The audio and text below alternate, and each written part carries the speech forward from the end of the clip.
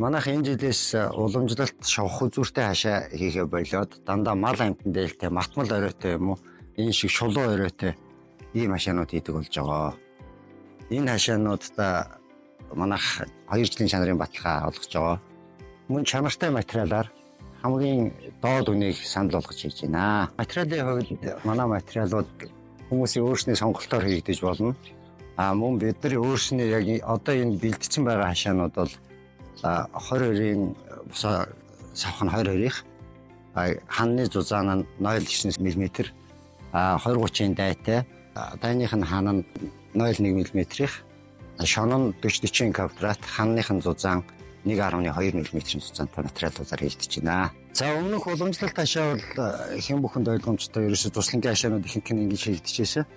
Энэ нь хүүхэд болон мал амтанд эрсдэлтэй үзүүр ирмэгтэй хашаа байгаа. Энэ жилээс бид нэр дандаа юм матмал хашаа хийж эхэлж байгаа.